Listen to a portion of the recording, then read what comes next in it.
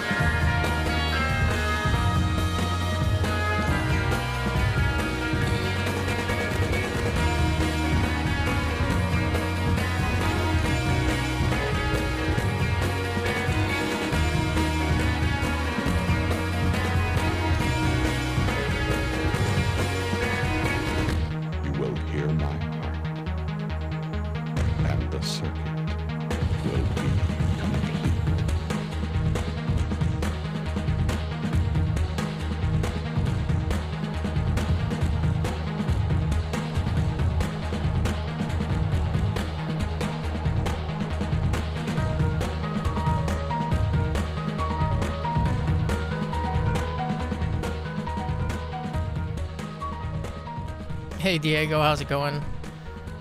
And hey Mystic Shaman, welcome back, obviously. I am having a good summer, making a lot of music. I've sort of been a little bit away, I guess, sort of in a bit of a creative cloud, I would say, this summer, just making a lot of music. And how is your music coming along, actually? If anybody watching this wants to check out Mystic Shaman's music, I would highly recommend it on SoundCloud and his YouTube channel too, actually, by the same name. So anyway, let's get to DJ Shadow's High Noon. The first sample that is used, and actually the only sample I believe that is credited, is Giant Crab and their track The Answer Is No. So let's take a quick listen to that.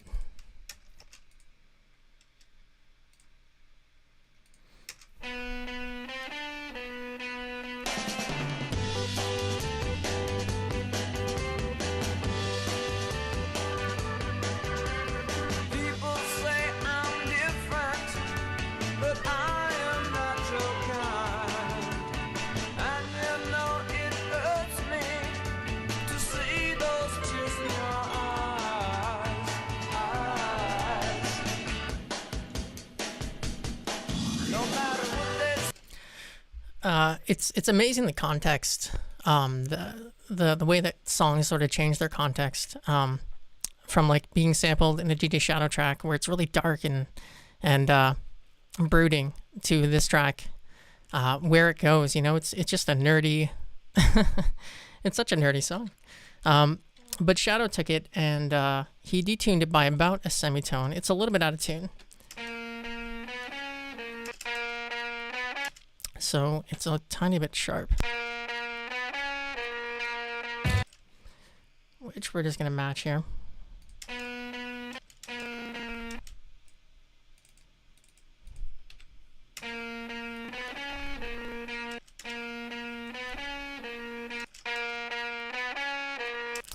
And then I'm also going to pan hard to the right because that's where the guitar is. And then I'm also going to pan to the right because that's what DJ Shadow did.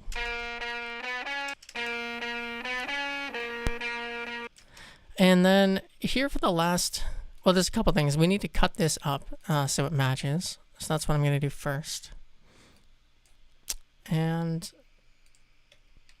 yeah, there are a lot of I feel like Shadow was kind of getting into the stride of taking samples and manipulating them a little bit more around this period. I assume he was just getting more used to the tools on the MPCs that he was using. I could be wrong, but that's kind of what I figure. And so here for the end, there's an extended note that doesn't exist. So that down. And so what I'm going to do is what I'm assuming he did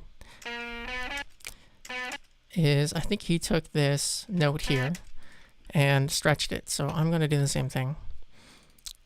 And so I just consolidated this note. And in Ableton, I'm turning the warp algorithm to complex. And then I'm going to stretch it out. And then I'm going to copy this last note here. And then this is what that's going to sound like. And I don't really need to do anything else to this, to this sample. You could EQ it all day long to try to make it sound exactly the same, but I'm just going to work with the volume here more than anything else. And so, hi Victor, how's it going? Thank you, I appreciate that. I don't think I look anything like Ryan Gosling, but all right. Do you think that he stretched the notes at the end? Yeah, I think that is what he did. Did you take, I'm assuming you just took the notes and like where the drums come in. And maybe that is what he did, but because he was stretching things a little bit more around this time, like he was manipulating the samples a little bit more. So that's my best guess. Although I do think that he, I'm not totally sure. So, as far as the drums are concerned, I've been working on this deconstruction. I'm sure as a lot of you guys watching have done the same, but I was working on it for years. And the original Jimi Hendrix Day Tripper track that it was attributed to was incorrect, and I was using it and I was EQing it like I just couldn't make it fit. And I don't know if you guys have the same experience. But I was like, man, this just can't be right. You know, like Shadow, he manipulates things, but he doesn't go that crazy with the mix. And so anyway, somebody found Day Tripper, the German release from 1979. And so that's what this is. I'm going to go to where the drum break is.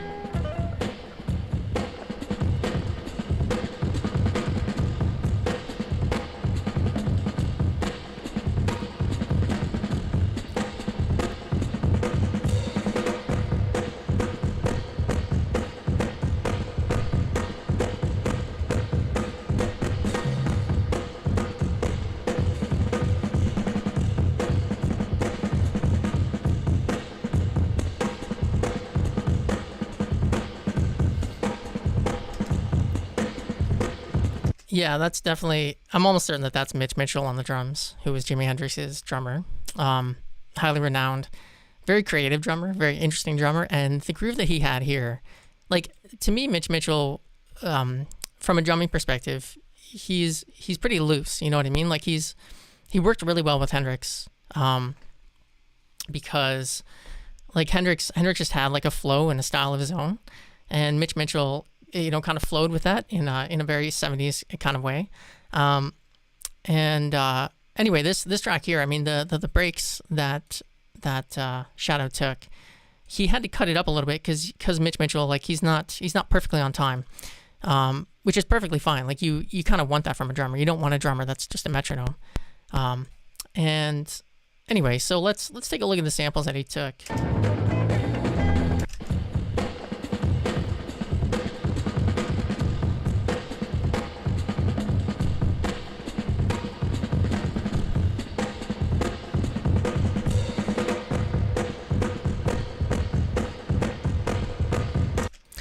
And I think that I don't know how this was recorded, but it sounds like a spring reverb, like almost the type of reverb that you would get in an amplifier. But I don't know how you would possibly confirm that or actually nail that down. Anyway, let's get this initial the initial fill, which I kind of like because Shadow sort of he kind of emulated what Giant Crab did, where those drums come in right at the end of the bar.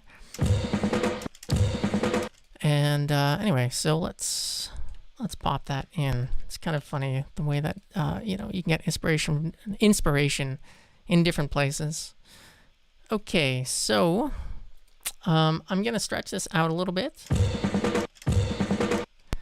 and I'm also going to move some things just around just a tiny bit. There's a lot of chopping that Shadow did.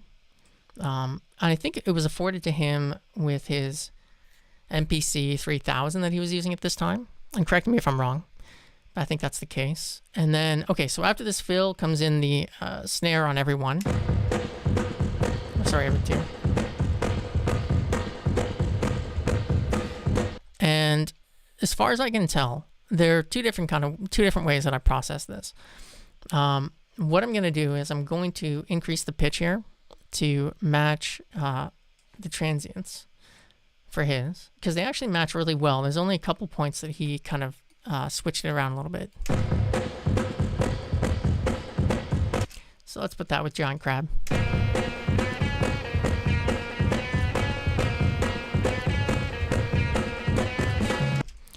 Okay, so let's get rid of that fill. That'll come up later. And I think what I'm going to do, if it's okay with everybody, it's going to take a second, but yeah, I did think a little bit of Napalm Brain. Thanks for bringing that up, Mystic Shaman, with regards to this track, because it is chopped up so much, and it's clear, Shadow's not a drummer, but he understands the drums so much better than most DJs, and I think that that's what really attracted my kind of brain to his music. It's like he has such an ear for what makes good drums. Now I will say that these drums in particular, it almost reminds me of some drums that Fatboy Slim has taken, like some samples where it's just they're a little bit dirty. They're not the cleanest drum samples I've ever heard. In fact, this one is just completely filthy. And I read an article some time ago, although I wasn't able to find it, but I guess Shadow had to go back and forth with a mixer, and he had to find a different mixer to mix this track. And I think because it just wasn't coming together like as a single, the record label wasn't happy with the mix. And I think that that's probably the main reason is because of these drums, because they are just outrageous. And that is because of the spring reverb that is present on these drums. Anyway, so I'm just matching my transients to his, and then I'm going to loop this last bar.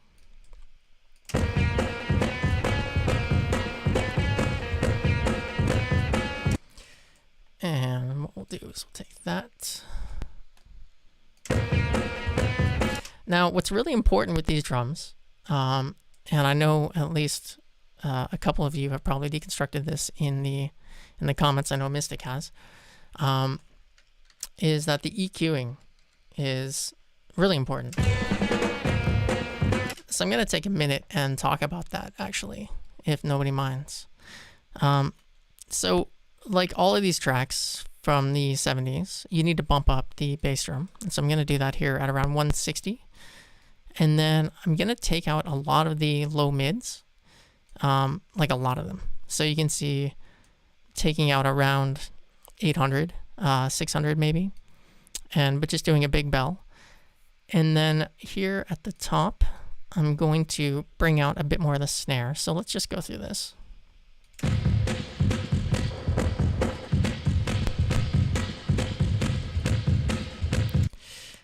And then I'm going to take out some of the, this is probably because of the render that I'm using, but there's some problematic high frequencies.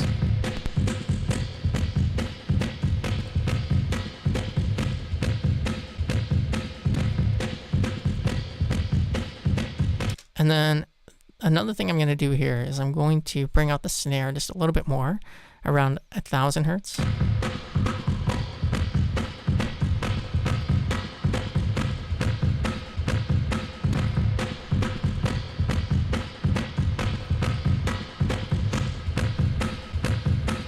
Just a little bit more high end here too, at around 10,000 hertz, just a tiny bit. Okay, so let's compare that to his. Let's see what we got here.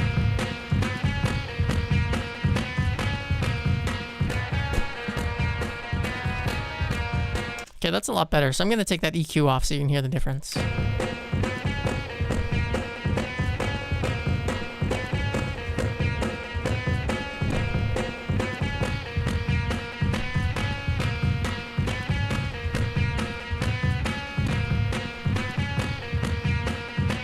Okay, now let's talk about the next sample that comes in here, which, you know, kind of sticking with the messiness of this track. Yeah, these a lot of these samples that come in here are just, they're like, having now broken it down, like listening to the track just as a whole, you don't really notice, but this guitar that comes in here right now,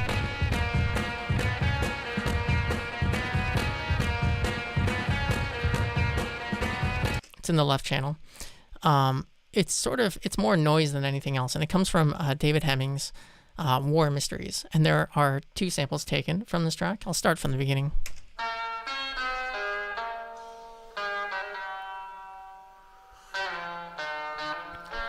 And hey Gresh, how's it going?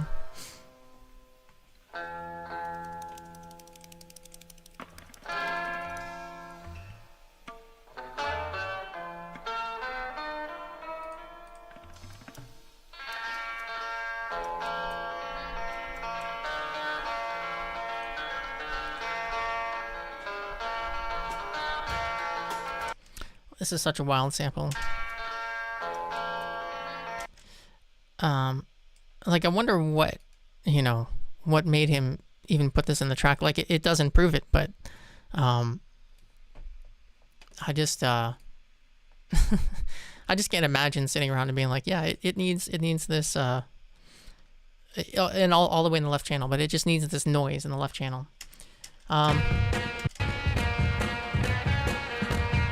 Okay, so we need to bring that up. And everything's a little bit out of tune in this song because, I think because he started Giant Crab out to be a little bit sharp.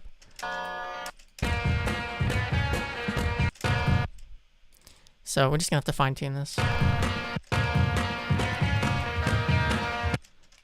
Yeah, there we go. And what I'm looking at here to match this one are these transients right here, at least for the first bar. And so I'm just going to match this. I'm going to throw it in the left channel. It might be a tiny bit annoying to do that, but that's the way it's mixed. And we're going to take out this high note here. And we're going to replace it with this one. I don't know exactly which one he used, and to be honest, it doesn't matter too much. And then I'm just going to crossfade that over to make it smooth. And then we're going to copy this over, and let's hear it. Right.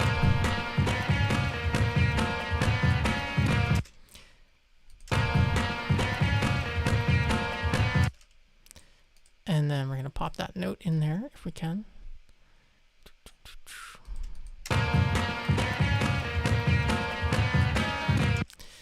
Okay, so we're going to copy and paste that, and then we're going to find the last note.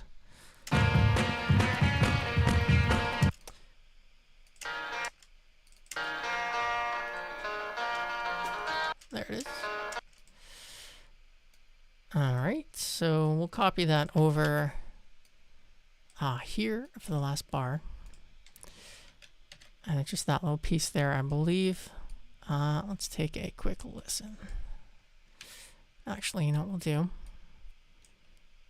Same difference here. We'll just crossfade that. Okay, I'm going to pop this in the left channel.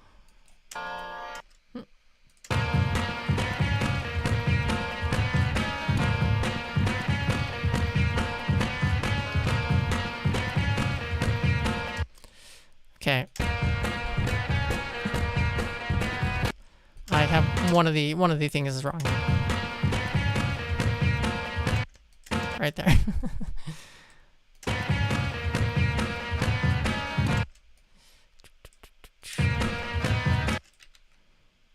That's fine.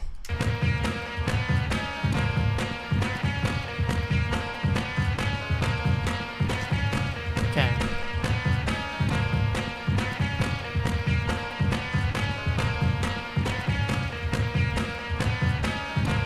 Now let's get to the bass, and which,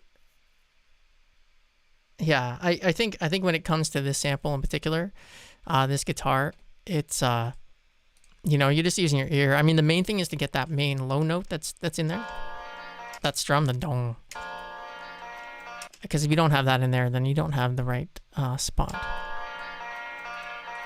But so I'm just going to turn mine down just a tiny bit so we can mix this as we go. And let's grab Harden and York and their track Cowboy from 1971.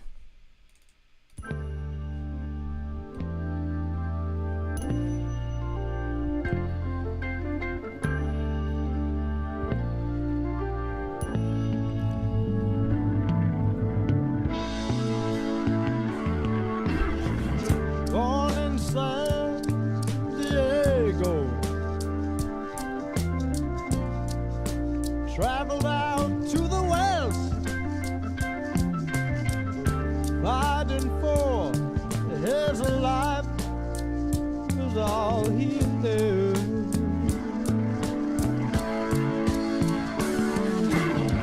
Passing down through Georgia. Yeah, it's a cool track. I think I'm almost certain that's a Hammond organ. That he sampled, which actually he sort of EQs some of the Hammondness out of the organ. Yeah, I love the, there's some nice play on the keys in this sample. So let's go through.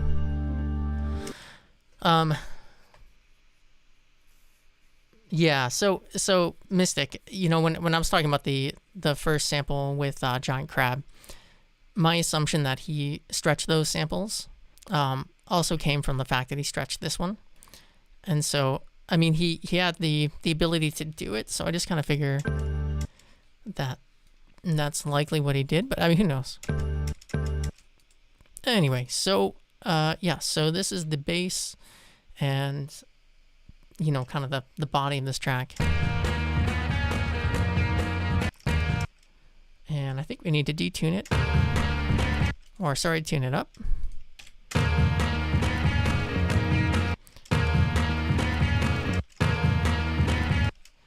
Turn that up a bit so we can hear it.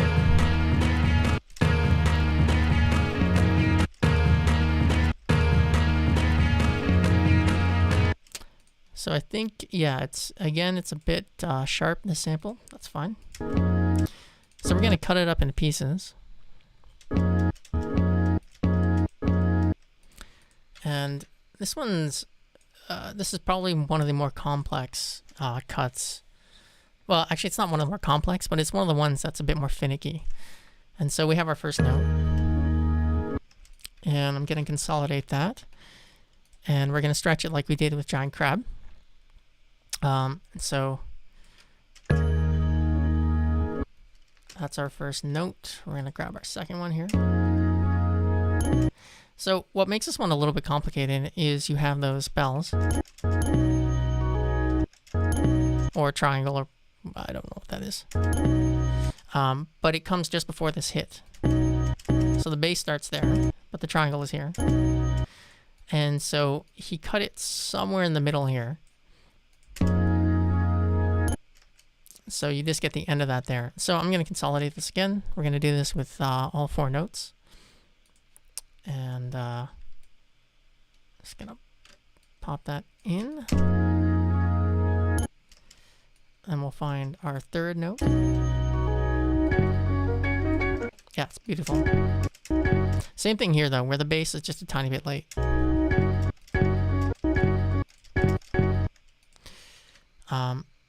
So I'm just going to chop that in the middle. We can always adjust it afterwards too. So I'm not too concerned about that. We're going to consolidate it. Complex. We're going to stretch it out to fit the beats. Let's see what we got so far.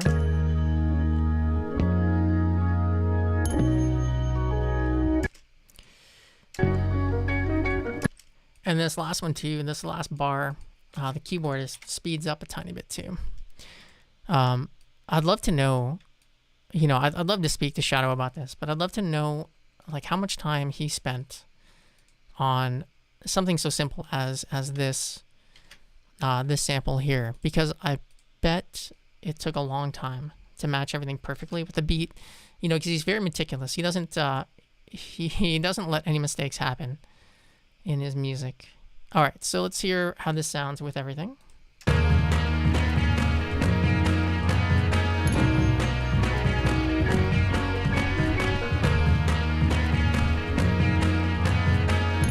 Okay, it's sounding pretty good, but the last loop here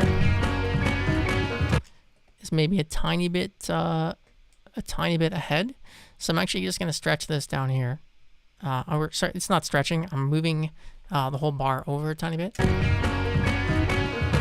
Yeah.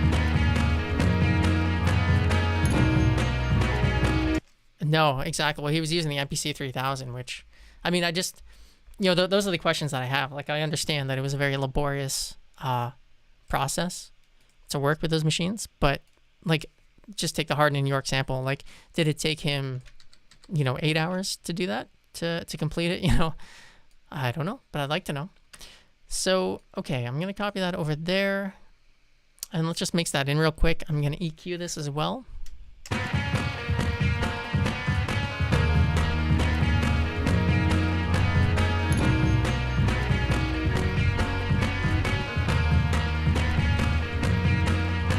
So he takes out a lot of these mids, which is really the Hammondness of this organ.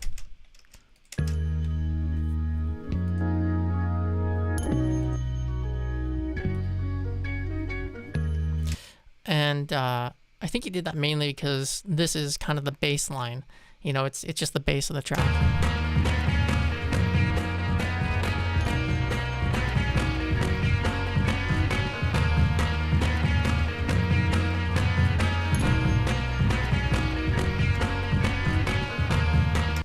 And now comes in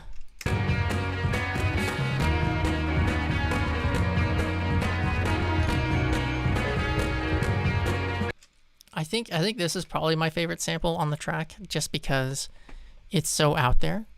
So this is Dennis Farnon's Nuremberg Ring. So let's take a quick listen to it, and I think you'll see what I mean.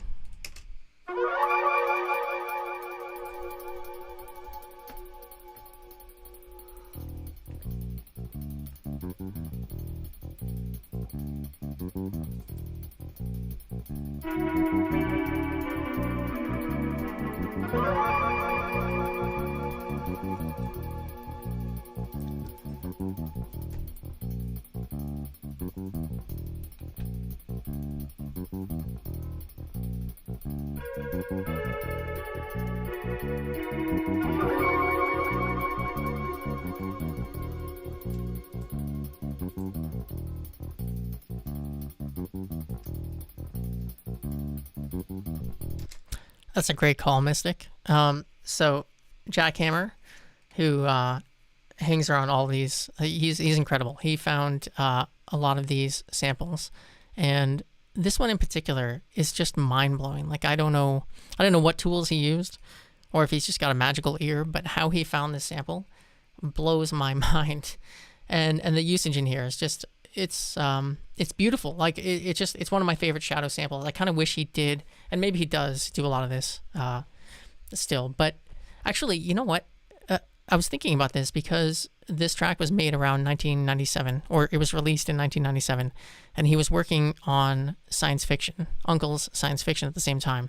And I was thinking about the similarities between this sound, or the sound of this track, and say like Unreal and Rabbit in Your Headlights, and kind of the science fiction-y side of Shadow, the sort of keyboard, space kind of side. And this sample to me kind of represents some of that. Yeah, it's kind of spacey. Anyway.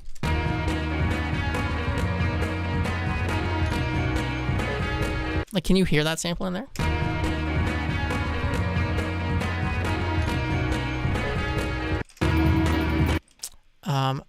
First thing we're gonna do is, yeah, those hi-hats, exactly. So these hi-hats,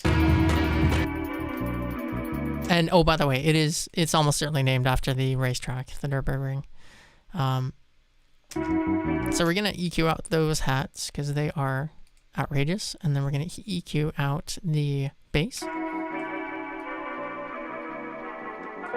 And we've got these mids, and we have to tune this because everything's a little bit out of tune.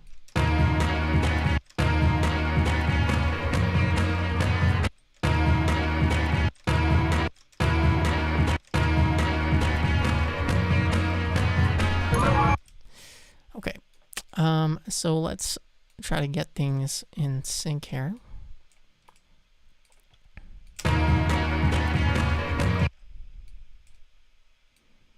This is going to take a minute.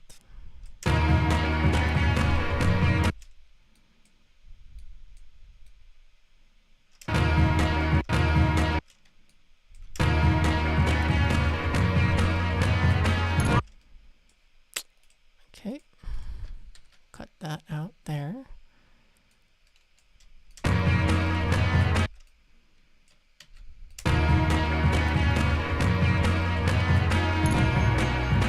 And then so this was actually the one that I had difficulty with, and was this flip right here. So he copies this, the beginning of it here.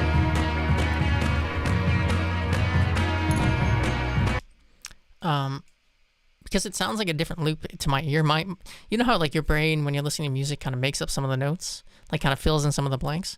Well, to me, when this part comes in here, it goes like diddle-diddle-doo-doo. But that's not what this is doing. So I don't know what kind of audio tricks are going on there. But anyway, let's find the second half of this loop.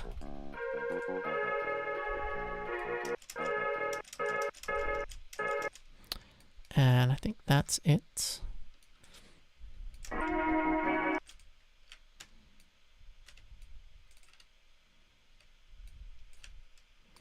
I'll have to just match it here.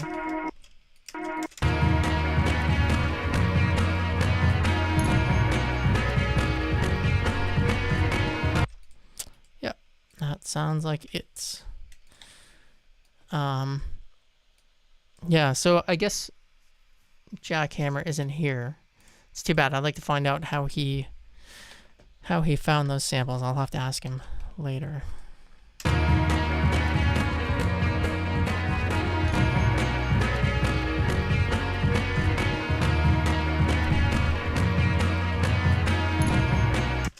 What an amazing cacophony of noise, though, eh? Like, he threw a lot of ideas at the wall here, and they just barely work, if you know what I mean, like sonically.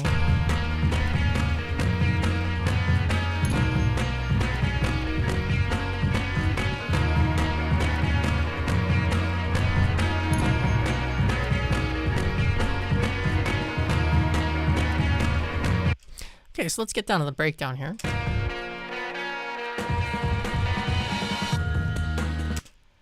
So there's one sample that's missing in here. There's like a droning organ, but we don't have that. But he does have the David Hemmings guitar and giant crab. And then, of course, that drum fill. Let's find that drum fill.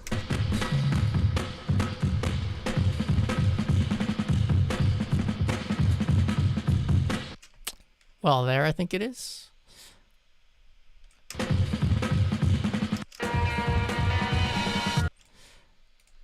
Yeah, Mitch Mitchell was killing it on the drums this day. It's just such a weird recording, though.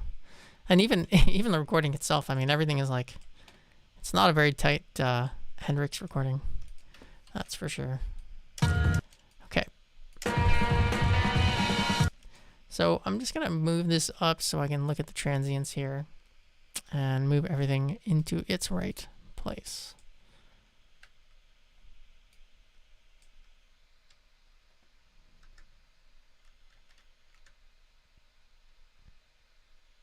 Thank you. Fantastic. I appreciate that. It's nice to be back. I've just been struggling to find time to do the deconstructions, but I've got some things on the go, and I do plan on doing a lot more in the near future. Okay, so yeah, I like even this fill here. Like, how much time did he take setting everything up? You know, it does make you wonder.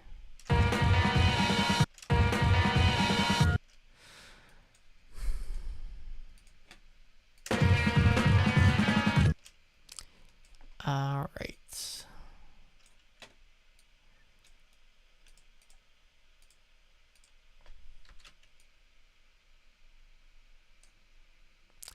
So we're just going to move some things over. He also has a reversed cymbal. And there is a... Well, we'll talk about it when it comes up. But there is an unfound drum sample with a crash that, well, we're just gonna have to figure out. I think I might play some drums to match that sample. Anyway, here's the fill.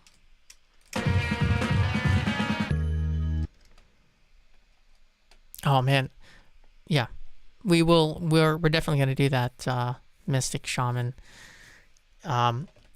He and I are going to do a live deconstruction of What Does Your Soul Look Like Part 2, because he is responsible for finding a lot of the samples in that track, and that's collectively that is one of our favorite favorite tracks.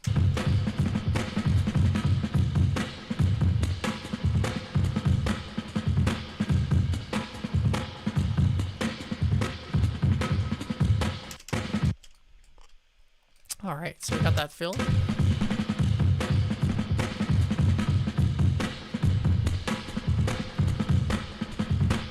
And there are those, to me, iconic drums. I just love them. It's such a great groove. You know, being a good drummer is about finding interesting rhythms that hopefully have not been utilized before. Okay, so this part here, we're just going to have to chop up a little bit. This is what he would have done, not like this, obviously, not on a DAW, but he would have chopped them into sample pieces and on his MPC.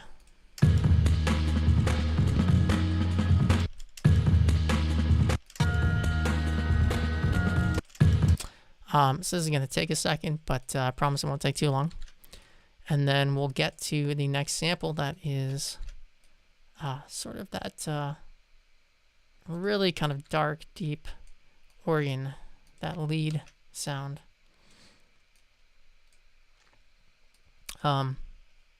Yeah, he's got such a good ear for the melancholic, which is what I really appreciate about Shadow. I do remember when this song came out, and I was putting it on a lot of mixed tapes and mixed CDs that I was giving to people, and I will say that I seem to be one of the only people that really liked it. Like, everyone else was like cool with it or whatever, but like, I really liked the song when it came out. back in the day. I don't know. It's probably because of the drums, to be honest. Because I could see how sort of the cacophony of noise might be a bit much for some people's ears. If you know what I mean. Yeah, you would have liked it, Mystic. But then you would be old, like me. So, you're better off being born later.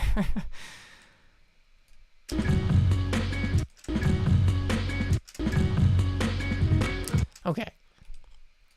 Let's see what we got.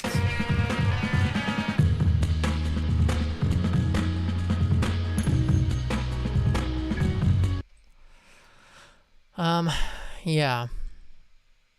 Actually, I'm not sure if even... And so, there are some snare hits here that that he copied over. So the pattern of the snare, Shadow took the time to switch it up and move the snare around a little bit, which would not have been easy on the MPC. I don't think. And but he took the time to do it, and it really, it really shines, in my opinion.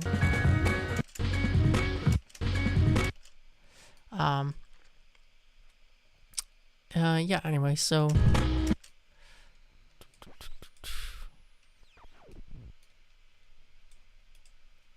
interesting. Let's gonna again move things around just a tiny bit.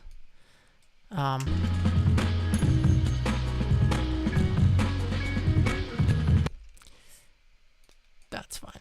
So it's not going to be exactly the hits that he has here for some of these some of this turnover, and that's fine with me. We're here to talk about samples. Obviously, how to do this, it's a lot of fun, but I'm not going to get it exactly, and that's fine. Let's see how that sounds. That's not it. That's funny. All right, we'll take that back. And we're going to move that out. There we go. That's the one. So now we're going to move. I'm just going to loop that loop and kind of go from there. Okay.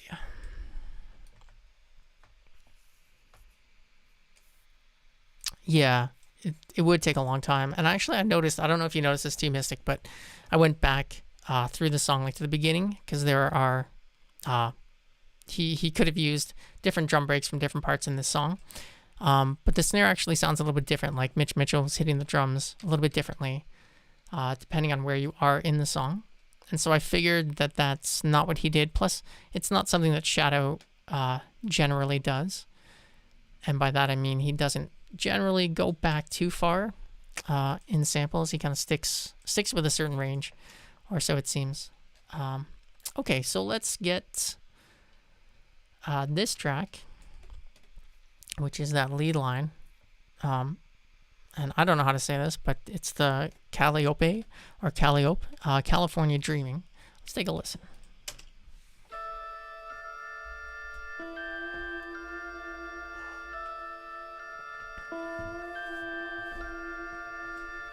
Hey Joel, nice to see you.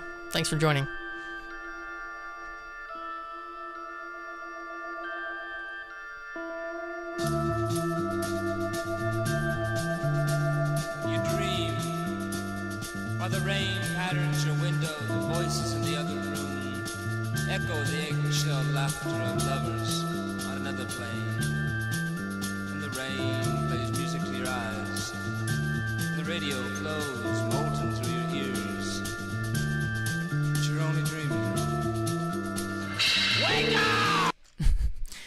Not gonna put you guys through too much of that. Anyway, let's grab this. Let's pop this sample in there.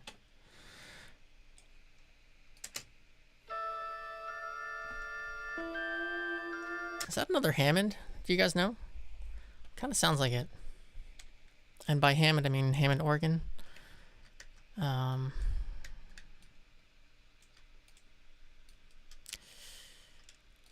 Okay, so it starts right here at the beginning. You can tell it needs to be retuned a little bit.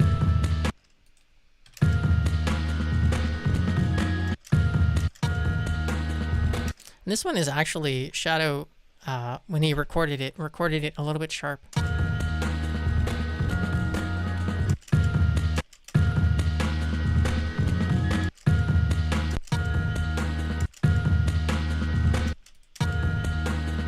Yeah, it's not a very nice cover of California Dreamin'. Okay, so let's pop this in there in a way that makes sense.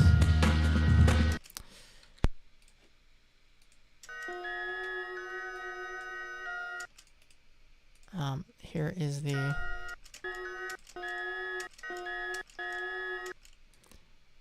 That's the turnaround there, so we're going to loop this. Oops.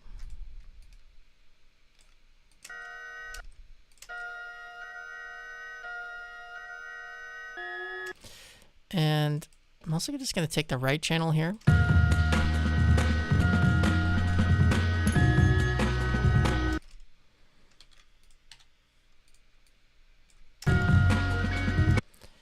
And to me, that sounds a little bit off time, so I'm just going to push this over a little bit. Just a tiny bit.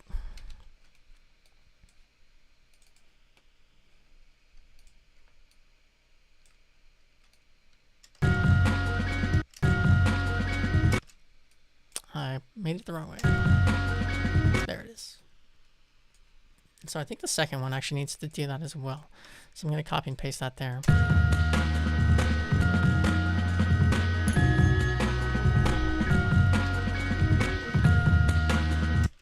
That's such a great line, you know, it's so simple, but it doesn't need to be any more complex than that to make this part work.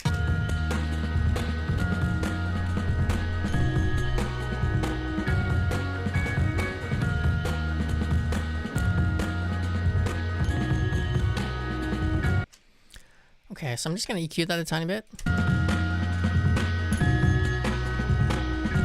Throw it a bit in the left channel.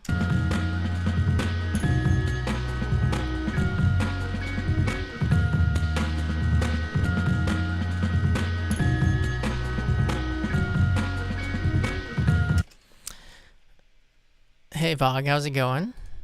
Thanks for saying hi, I appreciate it. Okay, so there's a couple more samples that come in here.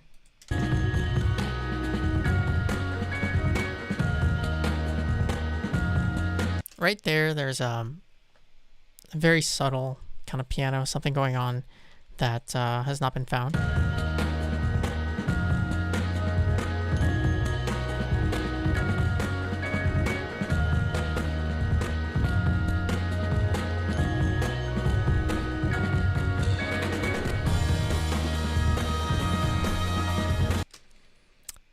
That beautiful kind of horn sounding sound is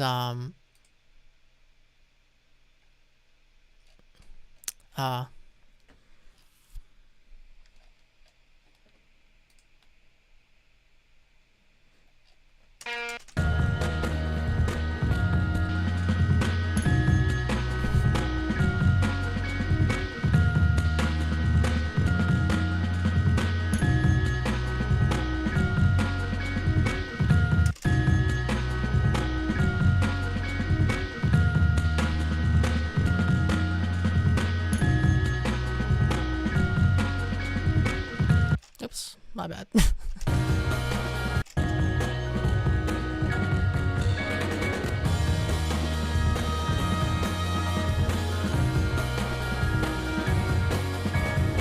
So funny enough, I've been working on obviously this this track. Anyway, this is that sound there, the kind of, again, almost like an organ. It's Kate Wolf and the Wildflower and the Cache Valley Drifters. It's a pretty insane song.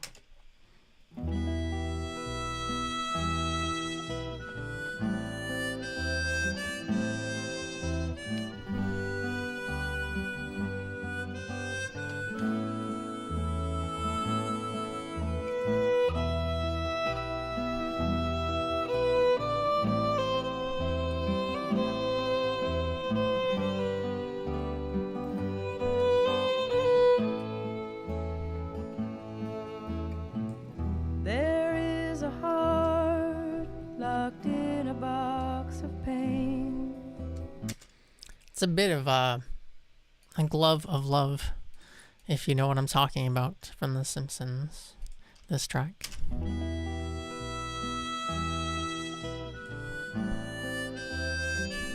I'm gonna take the right channel. Yeah, so far so good.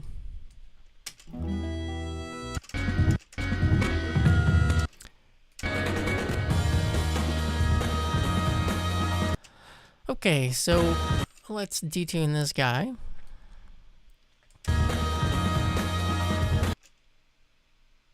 Yeah. No, this is a great sample too.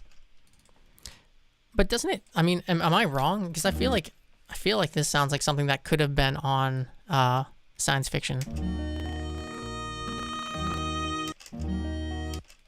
This track.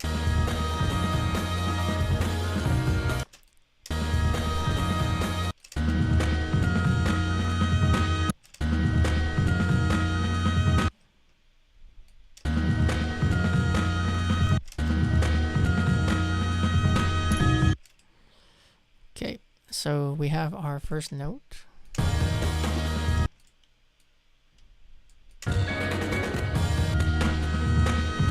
But I'm gonna EQ this because we need to take out the bass.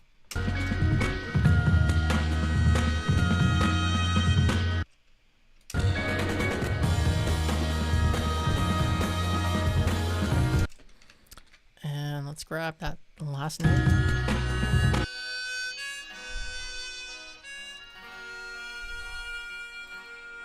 So the sustain on the second note doesn't go as long, so we cut it off before the bar can finish.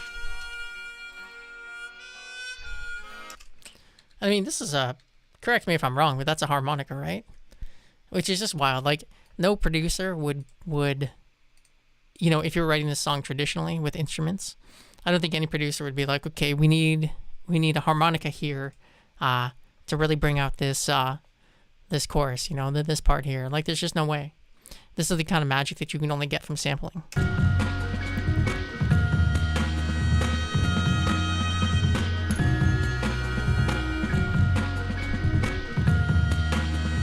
Now, the beginning is a bit more delayed, so I don't have that quite in the right spot, but I'm just gonna fake it with a fade here. And that's to the right channel, it sounds like.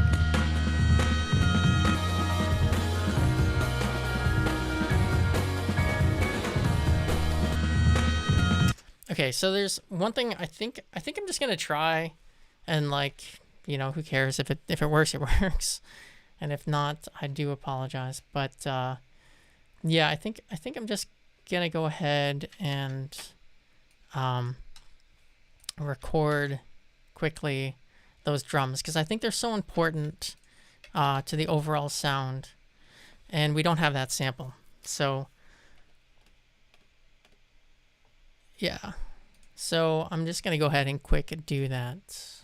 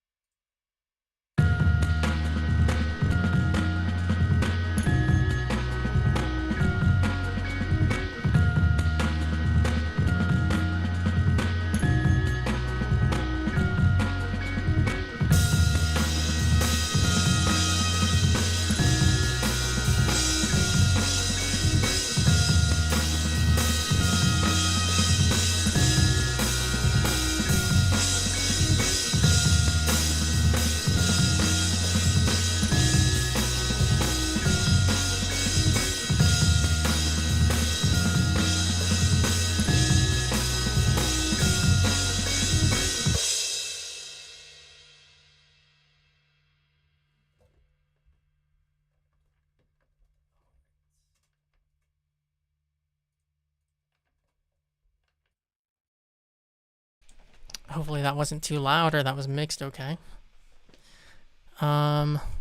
Okay. So I'm just going to pop that in here. And I'm also going to use that crash that I have at the end. I'm going to use to reverse in that kind of breakdown, which we'll come back to in a second.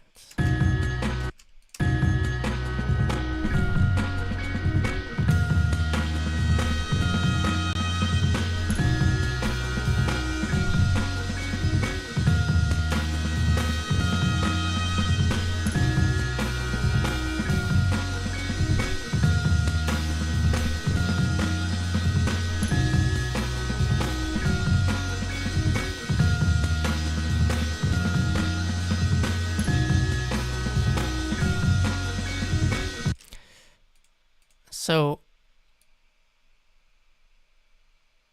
oh, nice. Yeah, that's a nice soundtrack.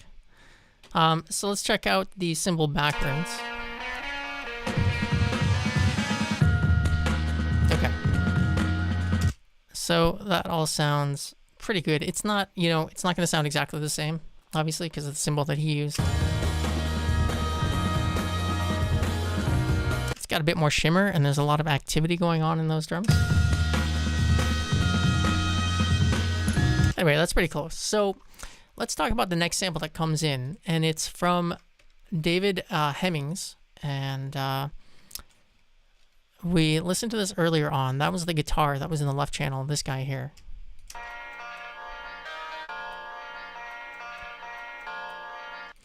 Well, at the beginning of that song is this beautiful guitar kind of solo.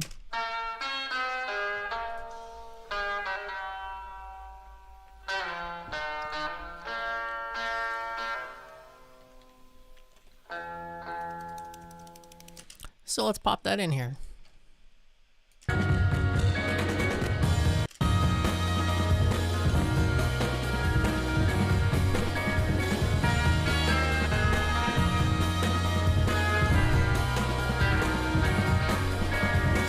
I'll be honest with you.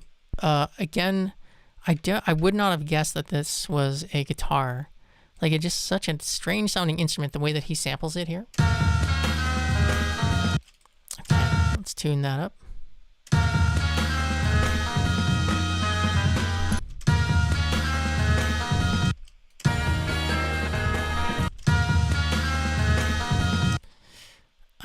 So we're going to make that mono. I think I'm going to take the left channel. Let's hear the right. I don't know, actually. I'm going to take the left. It doesn't really matter.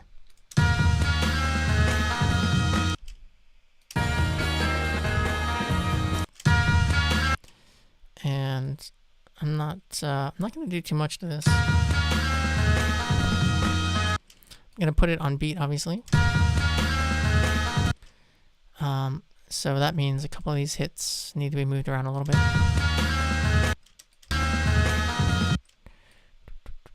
And I think that he would have cut these up again. You can kind of hear the cutting in his recording. There's a bit of space in between some of the notes. And to be honest with you, me doing it there didn't sound very good. So I'm just going to leave it as it was, because that sounds fine. But here, we're going to have to cut that for sure.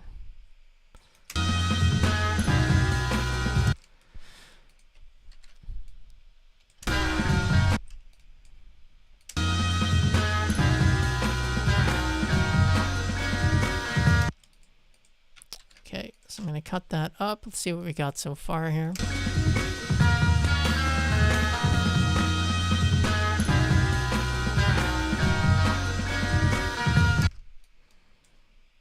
And then he doubles this up. So he hits this first note twice. Not like that, but more like this. Getting there.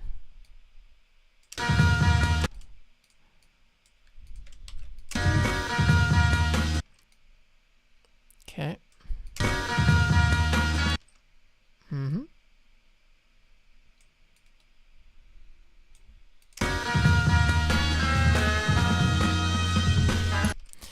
And then the rest of it he takes out because he's bringing back Mr. Crab. So let's go ahead and do that too.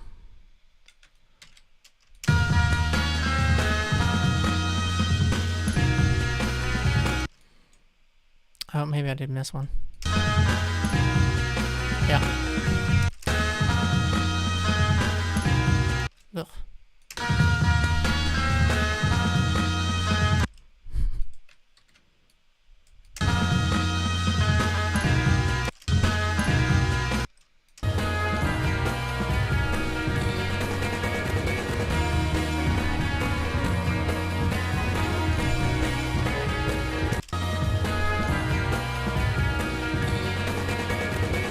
More drums.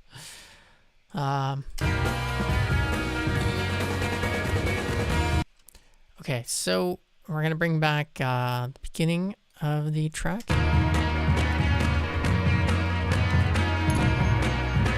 Except this time, it does have more drums with these cymbals.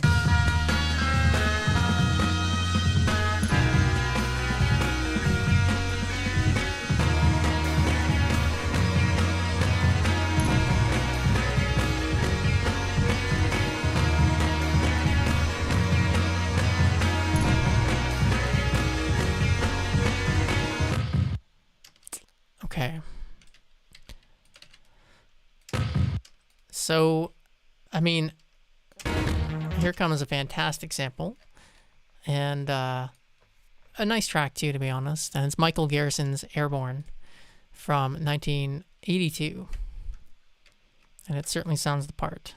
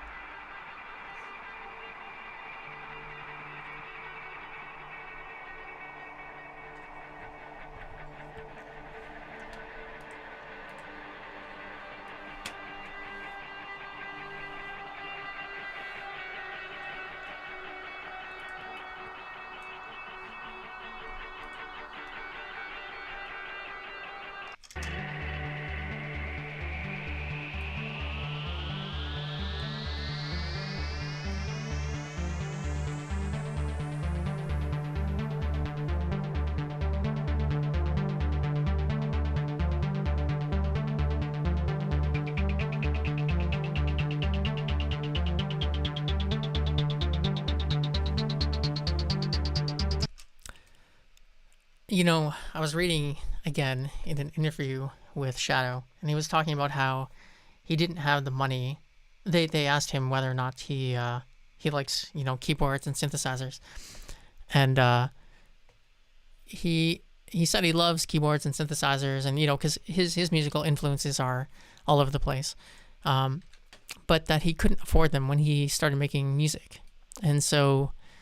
It's interesting to think that if Shadow had come from a more privileged background that could have afforded keyboards and other equipment like that, his music could have been so very different.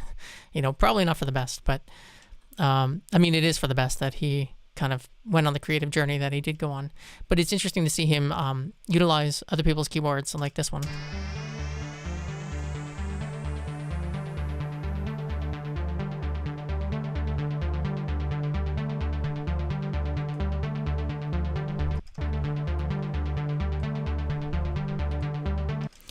So really, you should be able to take any of these hits and have it be spot on because the keyboard is just playing a loop itself. So now I think we need to pitch it up. Yeah, pitch it up by a semitone and a bit. Will hear my And I'm going to play the two together, and we're going to wait for some phasing. And if we hear phasing, we know we're right on. will hear my and the synth will hear Oh, maybe I didn't take the right loop, actually. Let's try this one. will hear No, that's not the one. Let's try this one. will hear my Yeah, that's the one. will hear my Okay, so I'm just gonna put these exactly where they belong, transient wise.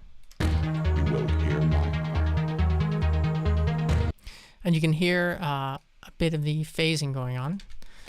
You will hear my heart. Anyway, I'm gonna take out that, we don't know where the "You Will Hear My Heart," You will hear my heart. where that sample came from.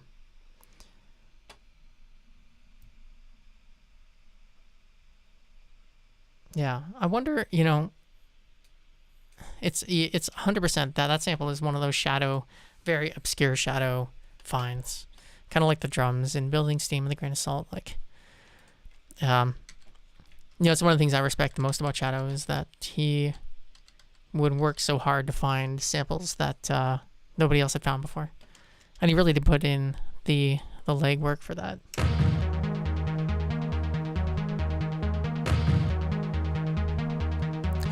So let's get these drums in there so we can play around with this, the last bit of this song.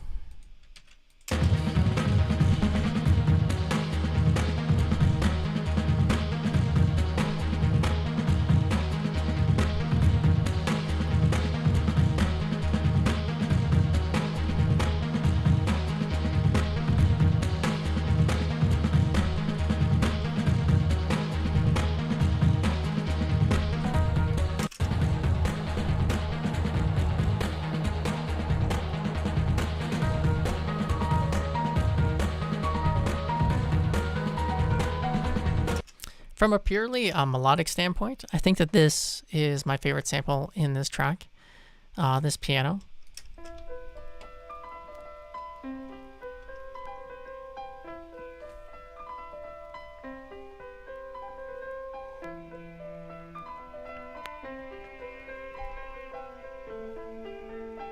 Hey, cheers, Luke.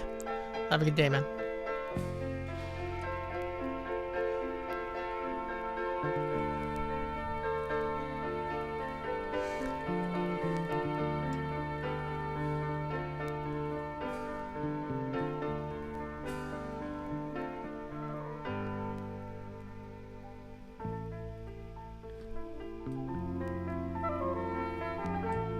Oh, this is a nice track. And Luke, to answer your question, I saw Shadow play around that time, and I remember him bringing a drummer on stage, but I don't remember his name. I don't know that he had. I'm not sure that he was like a super famous guy. I'm not sure. Anyway, let's get this piano sample in here.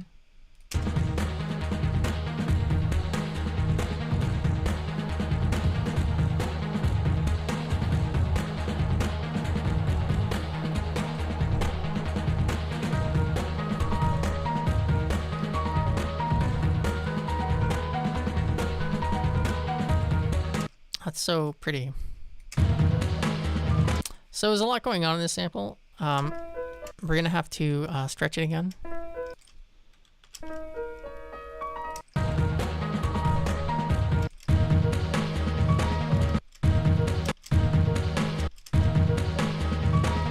I'm just trying to find the right pitch.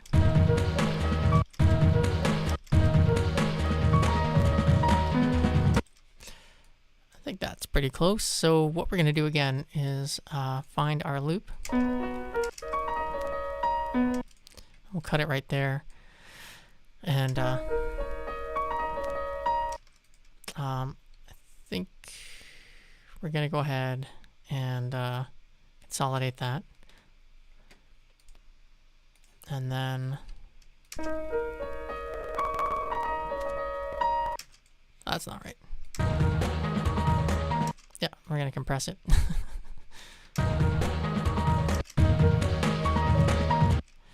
Okay, so I'm gonna double that up.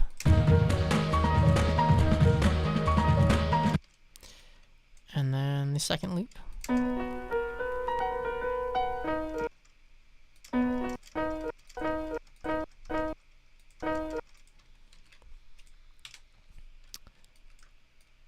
And we'll do the same thing to this loop as well.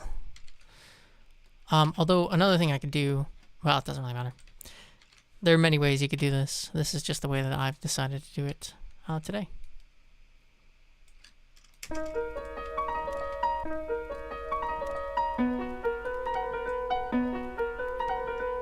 I'm gonna take out some of the very low bass here. It doesn't need to be there. I'm gonna try to emulate what Shadow has.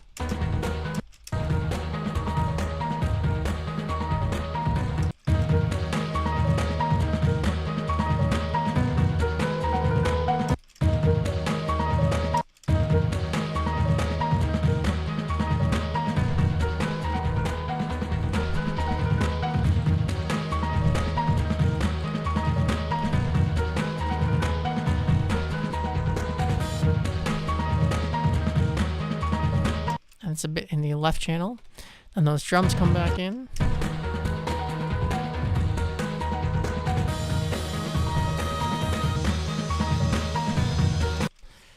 Those drums come back in, and this harmonica, I believe it is.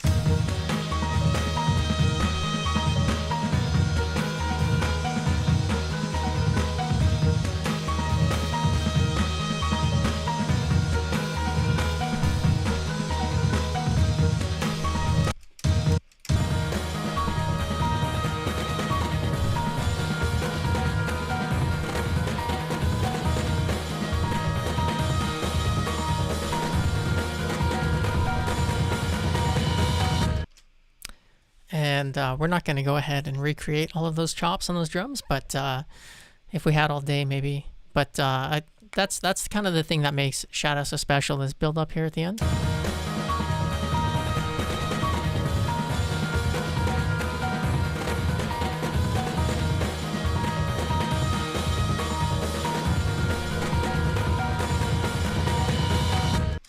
Because it's really not, it's not mindless chopping of the drums. It's not just chopping for the sake of chopping. He genuinely had an idea to try to create what would sound like a real drummer drumming from his loops. And that created a sound all of its own. And that's just kind of one of the things that makes Shadow drums so special. Anyway, the song continues on, and I'm not going to go over any of the rest of this track, but I think we're pretty much gonna call it there. Yeah. Thanks so much for hanging out. This is awesome. I really appreciate it. I wasn't sure if anyone was going to check out this stream, but I appreciate the people who did. And I've got the link to my Discord in the description of the video if you want to check that out. I haven't exactly been on there much, but that's going to be the place that I will post things when interesting things are happening. And deconstruction videos and some of my own music and different streams and whatever. So that's the place to go. I don't really care for social media, if you know what I mean. It's not really my thing, so you'll find me more on Discord. Anyway, hope you guys have a great day. Thanks so much for joining. Thanks for hanging out, Mystic and Luke and Vaj and everybody. I really appreciate it, and I hope you all have a great day, and I will see you in the next stream. Take care. Bye.